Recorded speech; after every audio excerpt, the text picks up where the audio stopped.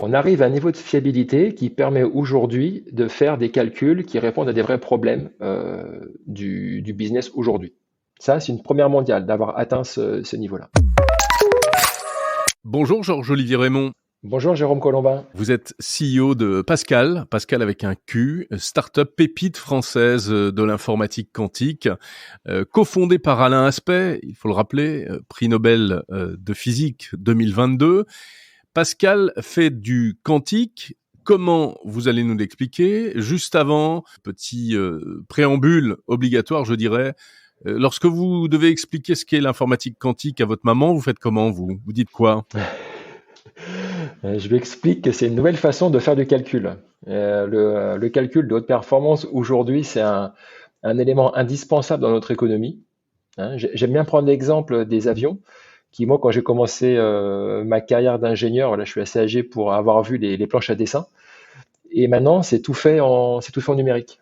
Et on est capable de faire ça parce qu'il y a des supercalculateurs, voilà, qui sont capables de modéliser ces systèmes-là.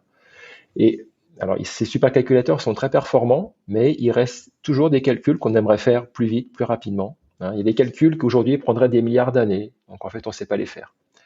Et l'ordinateur quantique, par son mode de fonctionnement hautement parallèle, il va permettre de ramener ces temps de calcul à une échelle beaucoup plus réduite de quelques jours.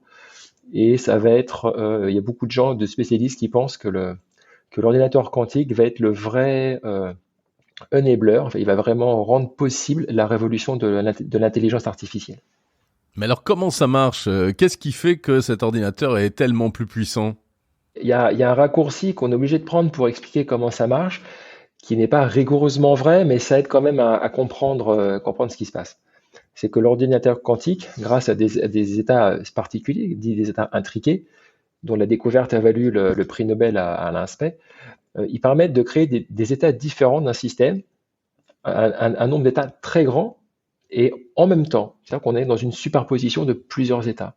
Et quand vous appliquez ça à l'informatique, il faut voir ça comme en fait un ordinateur qui va explorer plusieurs possibilités en même temps, en parallèle. C'est ce parallélisme-là qui permet d'avoir un potentiel gain exponentiel, enfin, ça veut dire énorme en physique, sur le temps de calcul.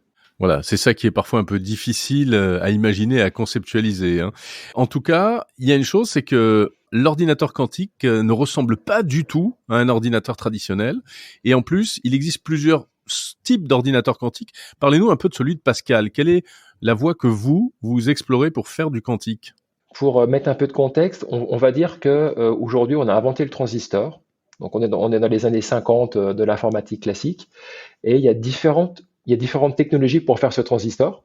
Et aujourd'hui, on cherche un petit peu quelle est la bonne. Et donc, nous, effectivement, à Pascal, on a une façon de faire. Donc, on va utiliser donc des particules quantiques. Parce que pour faire un ordinateur quantique, il faut qu'il y ait des particules quantiques. Il faut qu'elles soient individuelles, qu'elles se comportent quantiquement et qu'on puisse les contrôler, les contrôler. Et nous, on a choisi de faire ça avec des atomes.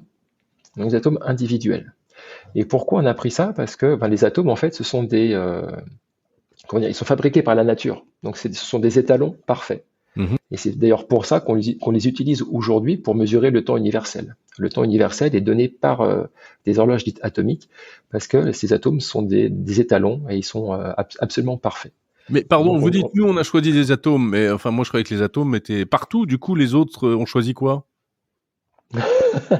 alors, les atomes, ils se comportent quantiquement, d'accord? Hein, la difficulté, c'est d'arriver à les extraire un par un de la matière. Donc ça, on sait faire, c'est vraiment notre savoir-faire. Et les autres technologies vont avoir recours à des atomes dits artificiels. C'est-à-dire on va fabriquer quelque chose qui, sous certaines conditions, vont se comporter quantiquement comme un atome. D'accord. Donc il faut le fabriquer. Donc, et ça, on fera jamais aussi bien que la nature. Hein. Et donc, il y a des défauts. Et deux, il faut les conditions particulières aux manifestations du comportement quantique. Et ça, c'est des températures cryogéniques. Donc, il faut des frigos pour faire ça. Et c'est un frein, en fait, au passage à l'échelle de ces technologies. Ok, donc ça c'est pas vous. Vous faites pas ça. Vous faites Non, du bon gros quantique atomique bio, on va dire, voilà, organique. c'est du qubit bio qui vient du plateau de Saclay. Voilà. Alors Ouais, moi exactement. j'ai eu la chance de visiter vos installations chez Pascal et j'ai vu effectivement à quoi ça ressemblait. Donc l'ordinateur final, on peut dire, ça a la taille d'un container quasiment. Ou c'est un peu plus petit, ça fait 3 mètres par 3 mètres par 2 mètres.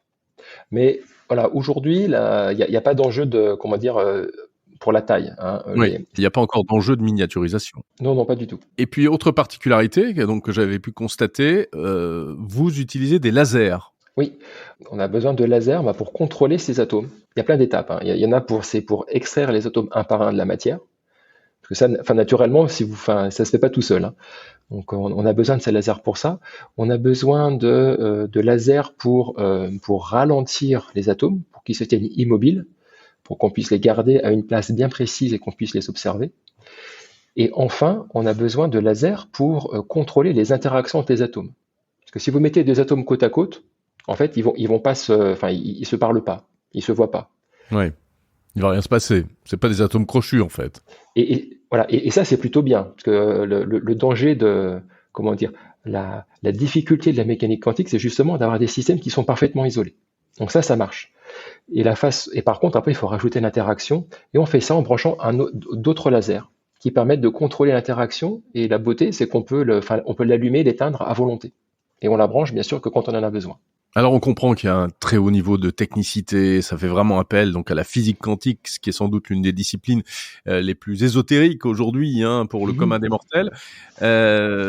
Maintenant, si on revient à des choses très très concrètes, cet ordinateur quantique de Pascal, il est déjà quasiment opérationnel, c'est bien ça? Enfin, il fonctionne, vous le commercialisez? On est en train, oui. Alors, on a une machine qui fonctionne déjà, qui nous a permis d'implémenter des cas d'usage. Et ça, je pense qu'on va y revenir dans la discussion. Et on est en train d'en construire d'autres qui sont plus robustes, qui sont, on va dire, industriels, avec un niveau de disponibilité pour les usagers qui est beaucoup plus élevé et qui vont être surtout dédiés pour ça. Et ça, on est en train de le faire. On a toute une interface, on appelle ça le Quantum Computing as a Service. Donc, depuis la maison, vous allez pouvoir vous connecter à un ordinateur quantique et utiliser une fraction de son temps pour faire vos calculs. Waouh! Et n'importe qui pourra faire ça? Oui, bien sûr. Mais bon, il n'y aura pas d'intérêt pour le commun des mortels, mais si vous voulez, vous pourrez. Alors, là, vous venez de faire une importante levée de fonds, 100 millions d'euros, voilà, pour accompagner votre développement. Et votre développement, il en est où? Donc, vous l'avez dit, vous commencez à commercialiser. Alors, qui vous achète ces machines et pour faire quoi? Comme client, par exemple, on compte EDF et Crédit Agricole, qui pour l'instant utilisent le calcul déporté, c'est-à-dire via l'interface cloud. Mais à terme, moi j'espère qu'ils vont acheter des machines. Mais pour l'instant, c'est des centres de calcul et on met vraiment à disposition via cet accès à distance pour l'instant. Le quantique, là, dans les années qui viennent, ça va être du calcul, ça va être du temps machine partagé comme au début de l'informatique, en fait. C'est ce que tout le monde pense. C'est ce que tout le monde pense. On va voir après, mais moi je suis toujours impressionné par en fait la demande qu'il y a pour avoir des machines sur site. Un peu plus que ce qu'on imaginait au début quand on a créé Pascal. Combien ça coûte un ordinateur quantique, Pascal? C'est très difficile de répondre. Ça dépend de beaucoup de choses. On est quoi? On est dans le million, les millions d'euros? On est Oui, c'est dizaines de millions d'euros? Oui, quelques dizaines, oui. Quelques dizaines de millions d'euros. D'accord. Alors, vous faites donc du quantique bio, du qubit bio, on l'a dit. Tout cela entre guillemets bien sûr, mais il paraît que le qubit bio, il n'est pas facile à dompter. Il est pas toujours parfait. Le Graal en informatique quantique, je crois, c'est le qubit parfait. Est-ce que tout cela est fiable? On arrive à un niveau de fiabilité qui permet aujourd'hui de faire des calculs qui répondent à des vrais problèmes du business aujourd'hui. Avec Crédit Agricole, voilà, on a traité leur cas d'usage dans son entièreté sur les machines de Pascal. Ça a fonctionné, on a un résultat et il se compare. Il est tout à fait, pour l'instant, il est égal à ce qu'on fait sur leurs solutions en production. Ça, c'est une première mondiale d'avoir atteint ce niveau-là. Après, c'est pas parfait, on peut toujours faire mieux. Donc, on va améliorer nos qubits bio pour que plutôt que faire aussi bien, la prochaine fois faire mieux. Et ça, on sait comment faire. Et après, il y a une espèce de saint graal que tout le monde cherche à atteindre, qui est d'avoir ces fameux qubits qui sont corrigés des erreurs. Et ça, c'est extrêmement dur à faire en physique quantique parce que Les ordinateurs classiques font aussi des erreurs, mais il y a un moyen qui est assez simple de les prendre en compte, c'est en fait d'apporter de la redondance dans le système. On va dupliquer l'information. Mais en physique quantique, malheureusement, on ne peut pas le faire. Donc c'est un peu plus compliqué et ça va prendre du temps avant d'y arriver. Alors aujourd'hui, il y a des idées théoriques qui permettent de le faire, mais les implémentations ne sont pas encore du tout à une échelle où on pourrait le mettre en œuvre sur un produit commercial. Et alors concrètement, c'est quel type de calcul, quel type d'application? Alors dans le cas du crédit agricole, alors c'est assez pratico-pratique. Vous savez, quand une banque prête de l'argent, bon, bah, elle prend un risque, le risque de ne pas voir son argent être remboursé. Donc, vous savez, enfin, il y a des organismes financiers qui mettent des notes aux emprunteurs pour essayer d'estimer le niveau de risque. Et un des enjeux pour les banques, c'est d'arriver à prédire les gens qui vont pas être capables de rembourser. Alors, les gens, ça peut être aussi des institutions ou des pays, hein, je ne stigmatise évidemment personne. Mmh. Mais c'est important pour elles d'avoir ce contrôle-là. Donc, ils ont des modèles très complexes qui se basent sur des données, sur leurs données historiques énormes, pour essayer justement de prédire les organismes susceptibles de ne pas rembourser, pour mieux gérer le risque.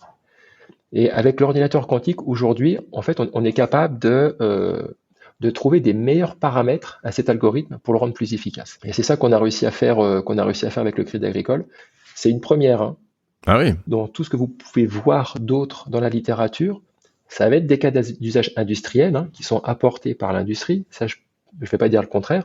Mais par contre, ils sont implémentés à une toute petite échelle. Au lieu de prendre les données dans leur ensemble, comme ils n'ont pas la puissance de calcul quantique suffisante, ils sont obligés de réduire ce set de données. Et en fait, il est réduit à peau de chagrin, ce qui fait qu'à la fin, ça reste un jouet. Vous voulez dire que chez les autres, c'est plus de la preuve de concept, en fait. Exactement. Des échantillons. Donc, selon vous, chez Pascal, c'est pas exactement la même chose. Ça marche. Et il y a d'autres avantages également? Alors, l'avantage qu'apporte l'ordinateur quantique, vous pouvez le voir de plusieurs façons. Donc, ça peut être un temps de calcul plus court. Ça peut être une qualité de résultat meilleure, on va dire une meilleure précision dans les calculs, une meilleure estimation. Ça peut être les deux ensemble. Et surtout, ça peut être, on fait la même chose qu'avant, vraiment la même chose, mais avec beaucoup moins d'énergie. Parce que l'ordinateur quantique, lui, par essence, il consomme très peu d'énergie. Il faut faire attention quand je dis ça, il faut bien l'utiliser et être prudent, mais ça a ce potentiel-là. La machine de Pascal, aujourd'hui, vous la branchez sur une prise de courant tout à fait standard. Et ça, c'est une nouveauté parce que le secteur du numérique, malheureusement, consomme beaucoup d'énergie et donc émet beaucoup de gaz à effet de serre. Et oui, c'est un élément très très important en termes de tout à fait. protection de l'environnement. Autre type d'application utilisée par l'ordinateur de Pascal? Alors, on s'en sert pour améliorer la distribution d'électricité. Là aussi, il y a des vrais enjeux. Le cas d'usage qu'on a traité avec EDF, c'est celui du chargement d'une flotte de voitures électriques. Imaginons qu'un jour en France, on ait 30 millions de voitures électriques. Et ce qui va se passer, c'est que les gens vont rentrer chez eux après le travail et vont brancher leur voiture sur la grille pour la faire recharger pendant la nuit. Et si vous faites ça sans précaution, c'est simple, vous faites sauter le réseau parce qu'il y a une telle demande qu'on ne peut pas y répondre. Donc, il faut être capable de lisser cette charge. Et ça veut dire en fait décider dans quel ordre on va venir charger les voitures. Et si vous avez 20 millions de voitures, vous imaginez qu'il y a beaucoup de combinaisons possibles d'ordonnancement. Et l'enjeu, c'est de trouver celle qui est la plus efficace pour tout le monde. Et ça, c'est un calcul extrêmement complexe et auquel l'ordinateur quantique peut répondre. C'est là où on voit que le quantique pourra impacter la vie de tous les jours. Oui. Après, il y a des applications aussi en pharmacologie pour prédire des réactivités de molécules. Il y a des applications au sens des matériaux pour découvrir potentiellement des nouveaux matériaux. Il n'y a pas de limite et ça va vraiment impacter tous les secteurs de l'industrie. Alors, on a l'impression que le quantique français se porte plutôt pas mal en ce moment. Georges-Olivier Raymond, il y a plusieurs entreprises comme la vôtre aujourd'hui qui font parler d'elles. Il y a une French Touch du quantique. Clairement, oui. Je faisais des comptes il y a pas si longtemps. Je crois qu'on est 6 ou 7 startups en France sur le domaine. Et quand on regarde ce qui se passe aux États-Unis, en fait, il n'y en a pas beaucoup plus. Et ramené à l'échelle des pays, c'est presque une anomalie. Donc, je dirais oui, il y a une French Touch. Et ça, c'est grâce enfin, à la force de notre recherche académique, hein, qui a permis de développer beaucoup d'idées. Et on a aussi cet esprit entrepreneur. Là, après, où on a plus de difficultés, c'est de transformer l'essai, c'est-à-dire de passer de la start-up à ce qu'on appelle la scale-up, de vraiment développer le business et de continuer l'aventure. Mhm. Historiquement, en France, en Europe, on est un peu moins bon là-dessus. Et vos concurrents, ce sont Google, IBM. Ça vous fait pas un peu peur, ça? Non, enfin, je vais être honnête, non. C'est un monde d'opportunités. Le marché est extrêmement immature. Et donc, quand vous êtes sur un marché immature, ça veut dire qu'il y a des opportunités, en fait. Et aujourd'hui, ce que tout le monde attend, c'est des machines qui fonctionnent. Hein, mes clients, ils veulent des machines, ils veulent implémenter des cas. Et des machines, il y en a très peu. Et celui qui les a, je dirais, est un peu maître à bord. Et nous, à Pascal, on en a. Et ce qui fait que c'est pas juste une question de moyens pour accéder à un marché. Voilà, le carpet bombing, ça marche pas encore. C'est la beauté de ces marchés un peu immatures. Donc on a vraiment, voilà, avec une belle technologie, on peut s'installer sur le marché, le conquérir et après prendre une position plus dominante. Donc on sait qu'il y a voilà, une compétition qui est très forte, hein. Enfin ça, on le sent tous les jours. C'est les Jeux Olympiques tous les jours, moi j'ai l'impression, hein. Mais vous êtes confiant. Oui, on a toutes les armes qu'il faut on a toutes les armes qu'il faut pour y arriver. Cette levée de fonds, vraiment, ça nous met quasiment à pied d'égalité avec les meilleures levées américaines, hein. C'est pas les mêmes chiffres, mais enfin, les développements coûtent aussi moins cher en Europe. Donc il faut en avoir conscience. Merci, Georges-Olivier Raymond, CEO de la société Pascal.